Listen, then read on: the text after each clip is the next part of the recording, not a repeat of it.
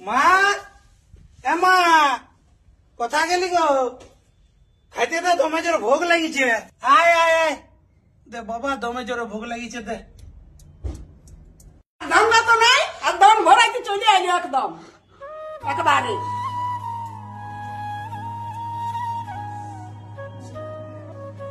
খাইলে খা, হ্যাঁ গো, এটা খাবার শুধু মুড়ি আর মূলা আর লঙ্কা, তেলেও নাই। এমনি এই দিবে বসে বসে দম ভরাছিস তো শুধুই ভালো খাবার হবে। ঘরে পয়সা পাতি দিবি তবে না ভালো খাবি।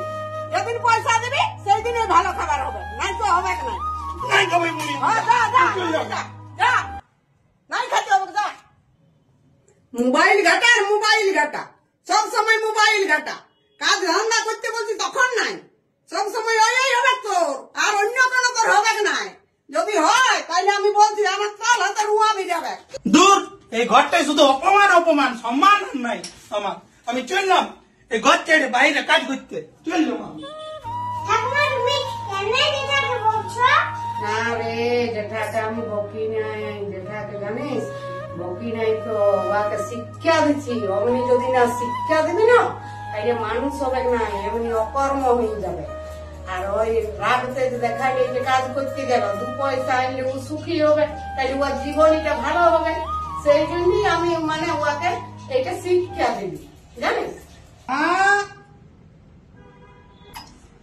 কোথা গেলি গো মা? আয় আয় বস বস, আয় হাবালে পিড়াতে বস, আয় আয় আয় এখানে বস, আয়। বল বাবা বল, শরবত খাবি না চা খাবি বল। না মা, তোর ঘরে আমার কোনদিন সম্মান ছিল না।